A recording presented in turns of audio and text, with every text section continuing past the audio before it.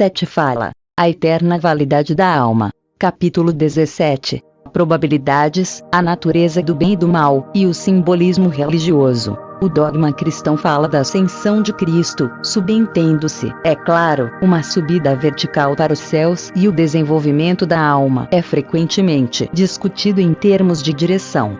Para progredir é suposto ascender, enquanto o horror da punição religiosa, o inferno, é visto no topo de todas as coisas. Assim, o desenvolvimento é considerado em uma direção de mão única apenas, em termos cristãos. Raramente, por exemplo, ele é pensado em termos horizontais. A ideia da evolução em seu significado popular promulgou esta teoria, como por progressão gradual em uma única direção, o homem emergiu do macaco. Cristo bem poderia também ter desaparecido da mesma maneira. A realidade interior da mensagem foi dita em termos do que o homem da época pôde entender, de acordo com suas suposições enraizadas. O desenvolvimento se desdobra em todas as direções. A alma não está ascendendo de uma série de estrelas onde cada uma representa um novo e elevado ponto de desenvolvimento. Ao invés disto, a alma fica no centro de si mesma, explorando, estendendo suas capacidades em todas as direções, envolvida em assuntos criativos, cada um altamente legitimado. O provável sistema de realidade se abre à natureza da alma para você. Isto deve mudar as ideias atuais da religião consideravelmente. Por esta razão, a natureza do bem e mal é um ponto altamente importante. Por um lado, bastante simplesmente, e de certo modo que você não pode entender agora, o mal não existe. Porém, você é obviamente confrontado com o que parecem ser efeitos bastante maléficos. Agora, tem sido dito frequentemente que há um Deus, então deve haver um diabo, ou se há um bem, precisa haver um mal. Isto é como dizer que como uma maçã tem um topo, então tem que ter um fundo, mas sem nenhum entendimento do fato de que ambos são uma porção da maçã.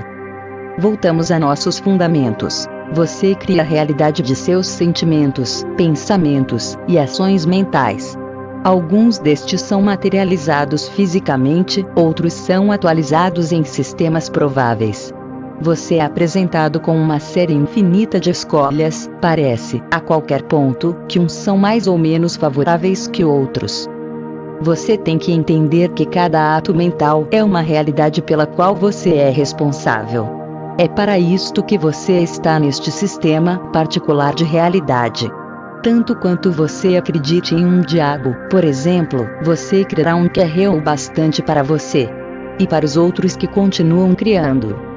Por causa da energia que ele recebe de outros, ele terá certa consciência própria, mas tal diabo falso não tem poder ou realidade para aqueles que não acreditam na existência dele, que não dão a ele energia através da própria crença.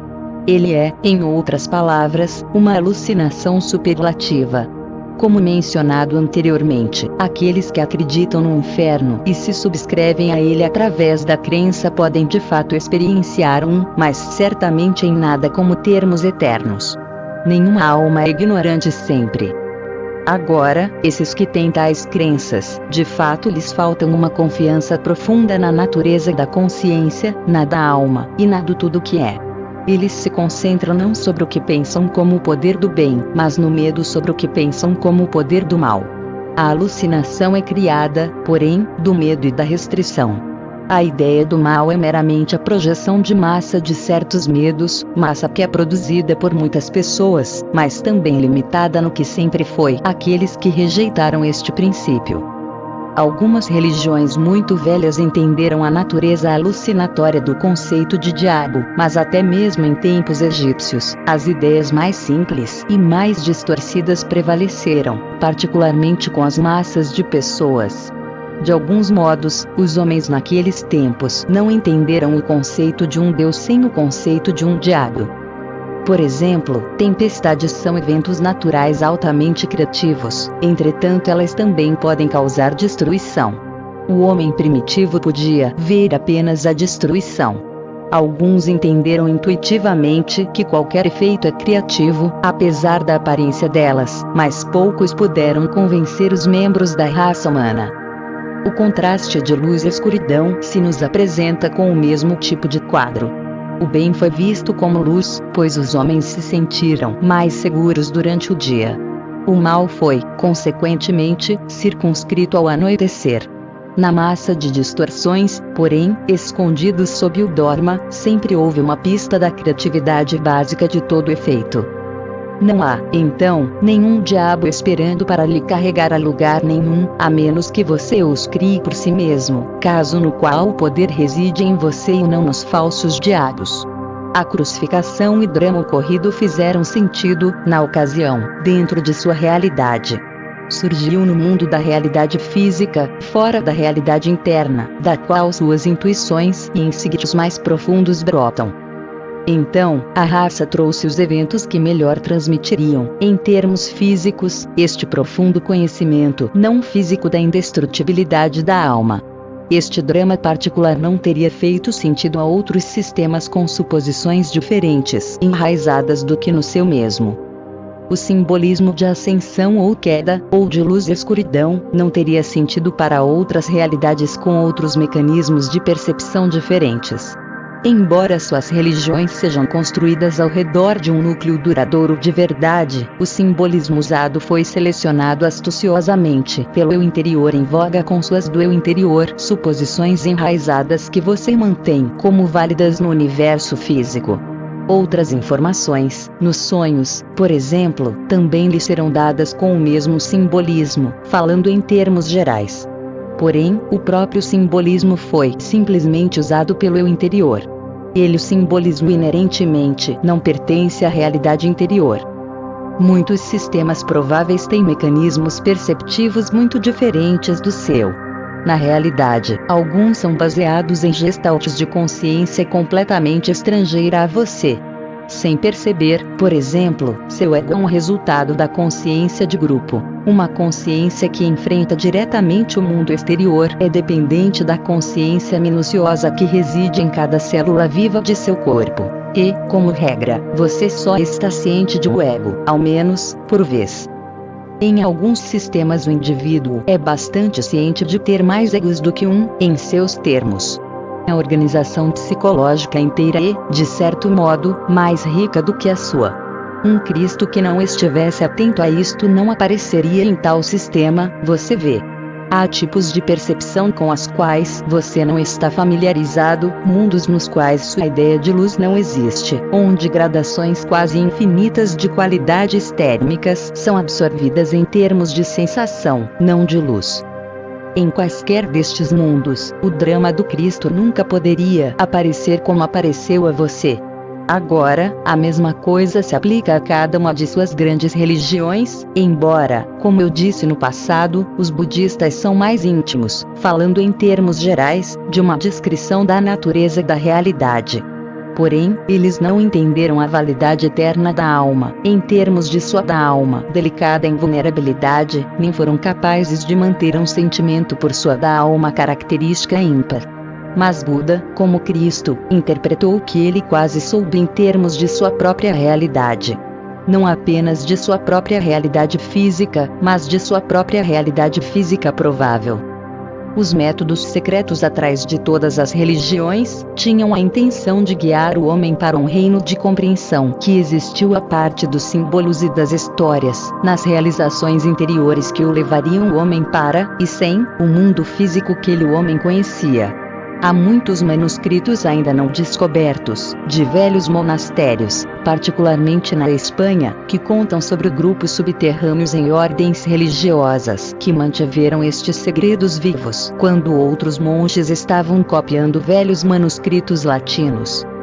Houve tribos que nunca aprenderam a escrever na África e Austrália, que também sabiam estes segredos, e homens chamados de oradores que os memorizaram e os espalharam adiante, mesmo ao longo de porções do norte da Europa, antes do tempo de Cristo.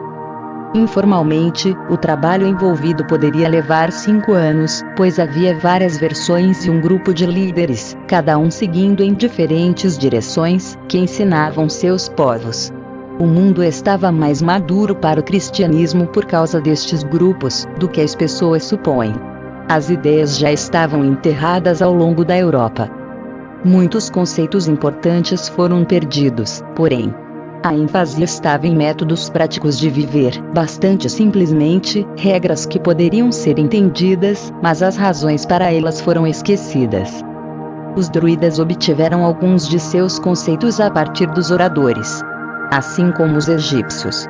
Os oradores antedataram o aparecimento de qualquer religião que você conhece, e as religiões dos oradores surgiram espontaneamente em muitas áreas espalhadas e, então, cresceu como um fogo que a tudo consome, a partir do coração da África e Austrália.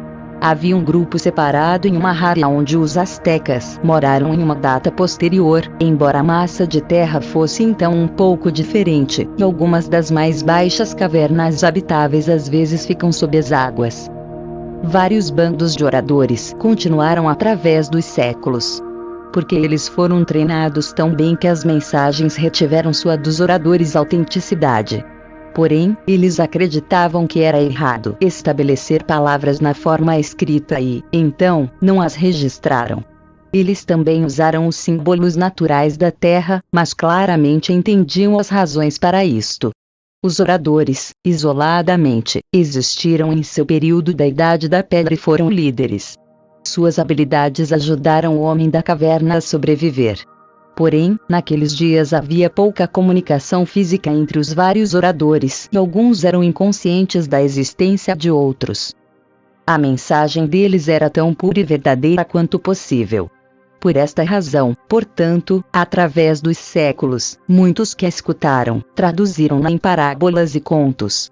Agora, fortes porções das escrituras judaicas carregam traços da mensagem destes primeiros oradores, mas mesmo aqui, distorções esconderam as mensagens. Já que a consciência forma a matéria e não o contrário, então os pensamentos existem antes do cérebro e após ele. Uma criança pode pensar coerentemente antes de aprender o vocabulário, mas não pode imprimir o universo físico em seus termos. Este conhecimento interior sempre esteve disponível, mas está para se tornar fisicamente manifesto, literalmente, feito carne.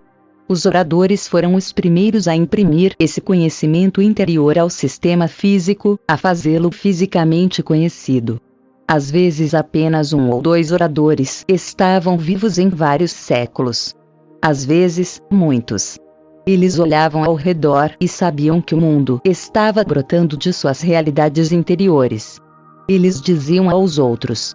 Eles sabiam que os objetos naturais aparentemente sólidos sobre eles compunham-se de muitas consciências. Minuto. Eles perceberam que a partir da própria criatividade, transformavam ideias em matéria e a matéria da matéria era em si mesmo consciente e viva. Eles estavam intimamente familiarizados com a concordância natural existente entre eles mesmos e o ambiente deles e sabiam que podiam alterar seu deles ambiente através de seus deles próprios atos. Em geral, uma vez orador, sempre um orador, em seus termos. Em algumas encarnações, as habilidades poderiam ser usadas tão poderosamente que todos os outros aspectos da personalidade permaneciam em segundo plano. Em outros tempos, as capacidades poderiam ser usadas timidamente. Os oradores possuem uma vivacidade extraordinária de sentimento e projeção de pensamento. Eles podem impressionar outros com grande importância através de suas deles comunicações. Eles podem se mover do interior para a realidade exterior com fácil habilidade. Eles sabem instintivamente como usar o simbolismo.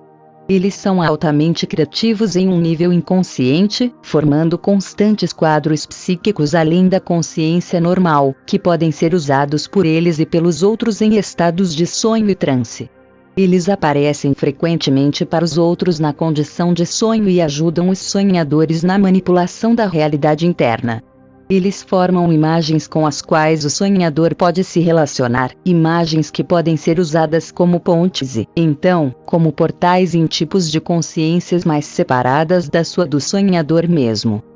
O simbolismo dos deuses, a ideia dos deuses no Olimpo, por exemplo, o cruzamento da ponte no rio Styx, aquele tipo de fenômeno foi originado pelos oradores. Os simbolismos e as estruturas da religião, portanto, tiveram que existir não apenas no mundo físico, mas também no inconsciente. fora de sua própria estrutura. Casas, como tais, ou moradias, não são necessárias e, ainda assim, em encontros sob transes ou nos encontros em sonhos com outras realidades, tais estruturas são frequentemente vistas. Elas são transformações de informações em termos que serão significativos para você. Depois da morte, por exemplo, o indivíduo pode continuar criando estas massas de indivíduos podem, até que percebam que as estruturas não são mais necessárias. Os oradores não foram restringidos às suas deles civilizações, portanto, para despertar consciências. Em todos os períodos de seu tempo, eles cumpriram seus deveres, no estado desperto e no de sono. Muito da informação mais pertinente, na realidade, foi memorizada por aprendizes durante a condição de sonho, e foram passadas da mesma maneira. Estes manuscritos não escritos, portanto, foram também ilustrados, por assim dizer, pelas jornadas de sonho ou campos de viagens em outros tipos de realidade. Tal treinamento ainda acontece. O psíquico particular ou a história da estrutura pode variar. Por exemplo, imagens convencionais do Deus cristão e dos santos podem ser utilizadas pelos oradores, com tudo isto altamente vívido. O sonhador pode se encontrar, então, em um magnífico harém ou, ao contrário, em um campo brilhantemente iluminado, ou no céu. Alguns oradores restringem suas dos oradores habilidades ao estado de sonho. E, despertando, são amplamente inconscientes de suas dos oradores próprias habilidades ou experiências. Agora, não há sentido chamar tais sonhos ou estados de sonhos de alucinações, pois eles são representações de realidades objetivas definidas que você não pode perceber como os próprios disfarces deles os oradores. A religião egípcia foi largamente baseada no trabalho dos oradores, e grande cuidado foi dado ao treinamento deles. As manifestações externas dadas às massas de pessoas se tornaram tão distorcidas, porém, que a unidade original da religião finalmente se deteriorou. Porém, esforços foram feitos para mapear a realidade interna de maneiras que não haviam sido tentadas de até então. É verdade que no estado de sonho e em alguns outros níveis de existência próximas à sua, há um forte jogo individual na criação de imagens e um magnífico uso do simbolismo, mas tudo isto teve lugar, novamente, em um ambiente objetivo definido, um ambiente cujas características fizeram tais fenômenos possíveis, um campo de atividade, então, com suas próprias regras. Agora, os oradores eram familiarizados com essas regras, e frequentemente servem como guias. Algumas vezes eles trabalharam nas organizações, como no Egito, onde trabalharam através de templos e se tornaram envolvidos com as estruturas de poder. Como uma regra, porém, eles são muito mais solitários. Por causa da verdadeira natureza simultânea do tempo, eles estão, é claro, falando para todos de suas idades ao mesmo tempo através de suas deles várias manifestações. Ocasionalmente eles também servem como mediadores, introduzindo a cada uma das encarnações de uma personalidade, por exemplo. As regras na realidade física dizem que objetos parecem ser estacionários e permanentes. As regras de outras realidades são frequentes e bastante diferentes, porém, a natureza das atividades mentais seguirá linhas diferentes e continuidade, em termos de tempo, não existirá. A organização perceptual existirá pelo uso de agrupamentos psicológicos diferentes. Do exterior, tais sistemas pareceriam sem sentido para você, mesmo se você fosse capaz de percebê-los. Você não seria capaz de observar os pontos pivôs sobre os quais as ações ocorreriam. As regras muito definidas deste sistema, então, seriam bastante obscuras para você. Agora, os oradores são familiarizados com as regras de muitos sistemas. Ainda, entretanto, a maioria destes sistemas, em grandes termos, são algo conectados com seu próprio tipo de realidade. Há um número infinito de universos internos. Apenas a gestalt de consciência mais alta, mais desenvolvida pode estar consciente de algo como sua da gestalt totalidade. Neste contexto maior, os oradores poderiam ser chamados localmente.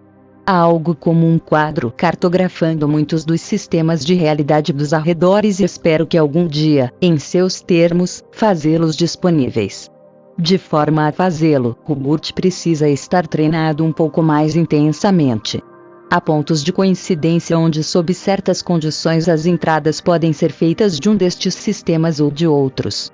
Eles não precisam existir separadamente no espaço, como você conhece, é claro.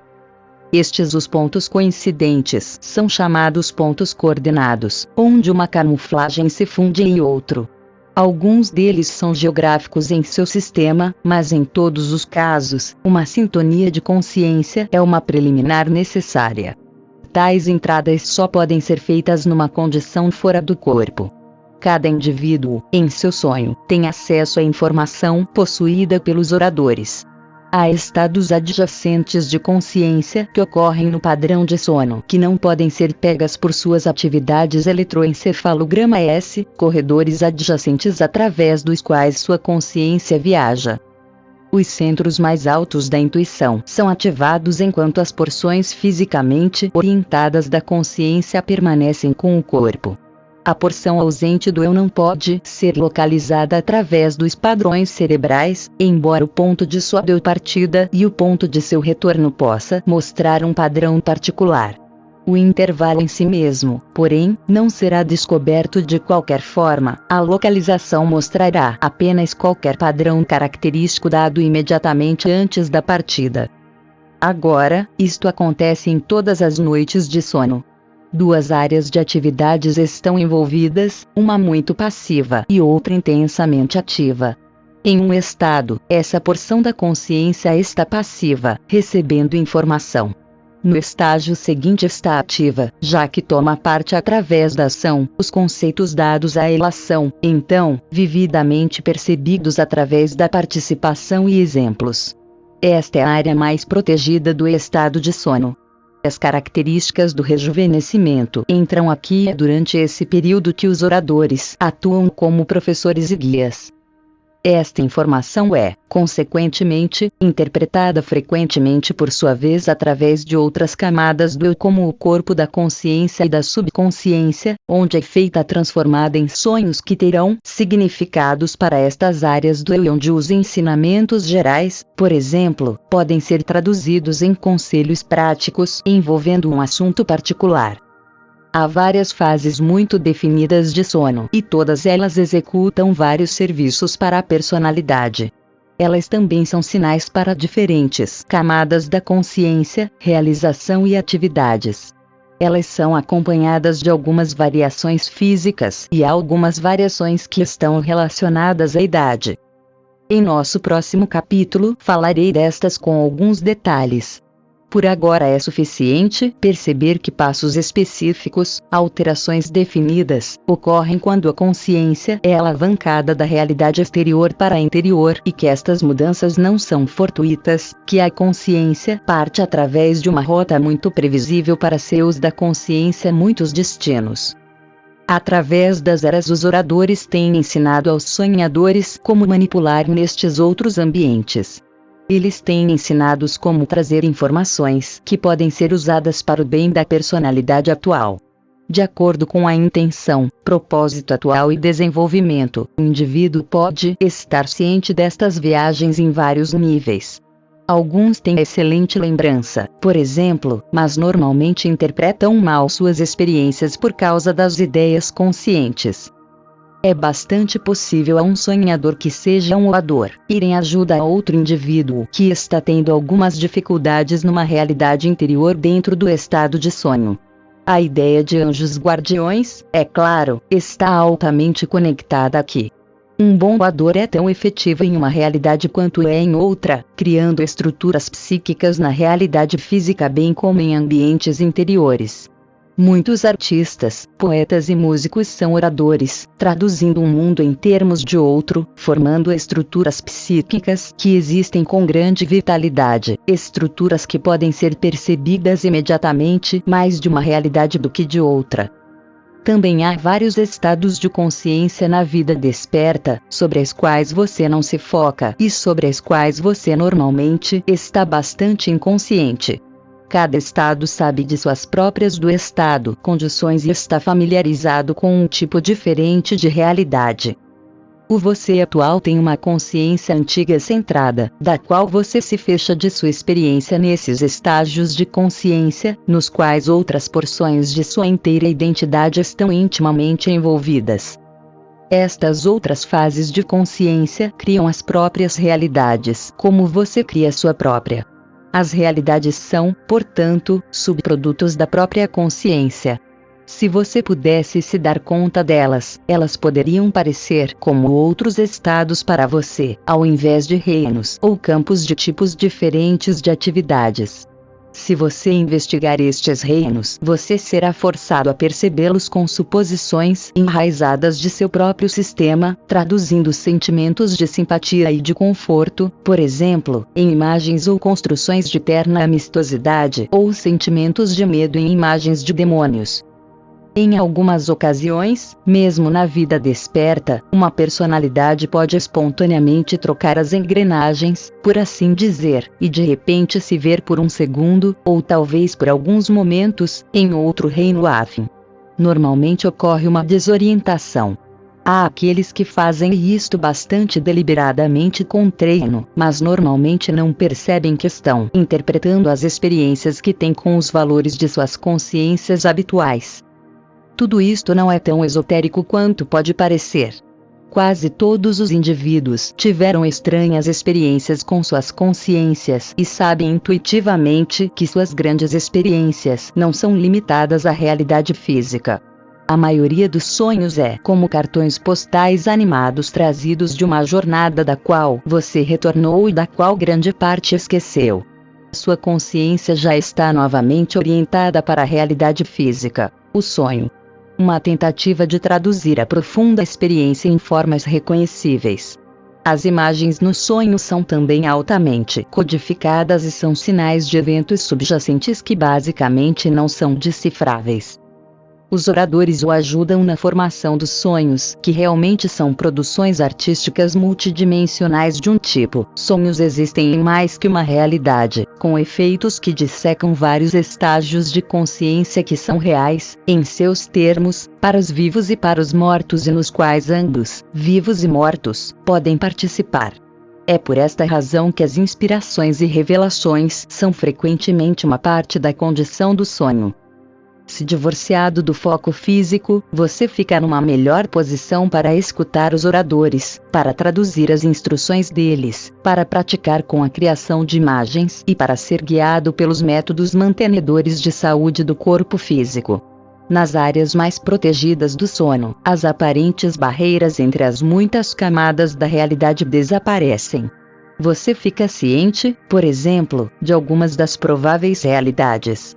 Você escolhe que atos prováveis você quer atualizar em seu sistema. Você leva a cabo outros atos prováveis no estado de sonho. Você faz isto individualmente, mas também o faz em massa em níveis nacionais e globais. A consciência em diferentes níveis ou estágios percebe diferentes tipos de eventos. De forma a perceber alguns destes, você tem apenas que aprender a mudar o foco de sua atenção de um nível para outro. Há algumas alterações químicas e eletromagnéticas que acompanham estes estágios de consciência e certas mudanças físicas no próprio corpo em termos de produção hormonal e atividade pineal. Você normalmente plana do estado não desperto através do de sono, sem nem mesmo perceber as condições variantes da consciência através das quais você passa, ainda assim há várias. Primeiro, é claro, com vários níveis de espontaneidade, há a volta interna da consciência além das informações físicas, das preocupações e interesses do dia.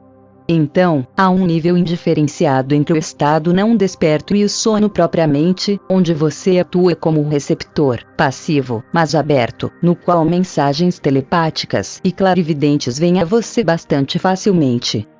Sua consciência pode parecer flutuar. As sensações físicas variantes, às vezes crescentes, às vezes como em queda. Ambas as sensações são características dos momentos nos quais você quase se pega, quase se tornando ciente desta área indiferenciada e, então, traduz algumas de suas experiências em termos físicos. A sensação crescente, por exemplo, é uma interpretação física da expansão psíquica. O sentimento de queda é uma interpretação de um retorno repentino da consciência ao corpo. Este período pode durar apenas alguns momentos, por meia hora, ou pode retornar. É um estágio confortador, encorajador e expansivo da consciência. Sugestões dadas durante esse tempo são altamente efetivas. Seguindo este período há um estado ativo, que pode ocorrer, de pseudo-sonho, onde a mente se ocupa com interesses físicos que manteve para se agarrar através dos 2 primeiros estágios. Se estes forem muito vigorosos, o indivíduo pode despertar. Esta é uma fase vívida, intensa, mas normalmente breve. Outra camada indiferenciada segue, agora marcada bastante definitivamente por vozes, conversas ou imagens, já que a consciência se sintoniza mais firmemente com outras comunicações. Várias dessas podem competir pela atenção do indivíduo. Neste ponto o corpo está bastante quieto. O indivíduo seguirá um ou outro destes estímulos internos para um nível mais profundo de consciência e forma, em sonhos iluminados, as comunicações que está recebendo. Em algum lugar durante este tempo, ele entrará em uma área profundamente protegida do sono onde ele fica no limiar de outras camadas de realidade e probabilidades. Neste momento as experiências dele estarão fora de todo o contexto de tempo, como você conhece. Ele pode vivenciar anos, entretanto só minutos passaram. Ele, então, retornará à realidade física em uma área marcada como sono REM por seus cientistas, onde produções de sonhos fisicamente orientados serão criados, colocando em uso o conhecimento que ele obteve. O ciclo seria, então, repetido. Quase os mesmos tipos de flutuações e fases ocorrem ainda que, quando você está desperto, você esteja ainda menos ciente deles porque o egotista age bastante propositalmente para encobrir estas outras áreas de experiência. As fases precisas estão presentes sob a consciência desperta, porém, e com as mesmas flutuações químicas, eletromagnéticas e hormonais. Você simplesmente não está ciente do que sua consciência está fazendo. Você mesmo não pode manter-se alerta disto por 5 minutos completos de seu tempo. As dimensões disto podem apenas ser percebidas por aqueles determinados o bastante para empenhar tempo e esforço requeridos para a jornada através das próprias dos que são determinados realidades subjetivas. Ainda assim, intuitivamente, cada indivíduo sabe que uma parte de sua experiência lhe escapa todo o tempo. Quando você, repentinamente, não pode se lembrar de um nome que deveria saber, você tem, em essência, o mesmo tipo de sentimento do qual você está sempre ciente subconscientemente. O propósito dos oradores é lhe ajudar a correlacionar e entender esta existência multidimensional e trazer tanto quanto possível disto para sua atenção consciente. Apenas aprendendo a sentir, ou intuitivamente perceber a profundidade de sua própria experiência é que você pode vislumbrar a natureza do tudo que é. Tornando-se mais ciente de sua consciência quando ela opera na vida física, você pode aprender a olhá-la quando ela manipula através destas outras áreas menos familiares. Realidades prováveis são apenas prováveis a você porque você não está ciente delas. Todas estas fases de consciência são uma parte de sua própria realidade. Conhecê-las pode ser muito útil. Você pode aprender a trocar as engrenagens, estando a parte de sua própria experiência e examiná-la de uma perspectiva muito melhor. Você pode preparar perguntas ou questões sugerindo que sejam resolvidos para você no estado de sono. Você pode sugerir que falará com amigos distantes ou transmitir mensagens importantes que talvez não pudesse transmitir verbalmente. Por exemplo, você pode provocar reconciliações em outra camada de realidade, embora você não possa fazer isto nesta. Você pode dirigir a cura de seu corpo, dizendo a si mesmo que ela será realizada por você em uma das outras camadas da consciência dormente. E você pode pedir ajuda de um orador no sentido de lhe dar qualquer orientação psicológica necessária para manter a saúde. Se você tem metas conscientes particulares e se está razoavelmente certo de que são benéficas, então você pode sugestionar sonhos nos quais elas ocorram, pois os próprios sonhos acelerarão suas realidades físicas. Agora, inconscientemente você realiza muitas destas coisas. Frequentemente você volta no tempo, por assim dizer, e revive um evento particular de forma que ele tenha um final diferente, ou diz coisas que você desejaria ter dito. O conhecimento de um estado de consciência pode lhe ajudar em outros estados. Em um transe, o significado dos símbolos do sonho lhe será dado se você pedir por ele. Os símbolos podem, portanto, ser usados como métodos de sugestão que serão talhados pessoalmente para você. Se você descobrir, digamos, que uma fonte em um sonho representa alívio, então quando você estiver cansado ou deprimido, pense em uma fonte.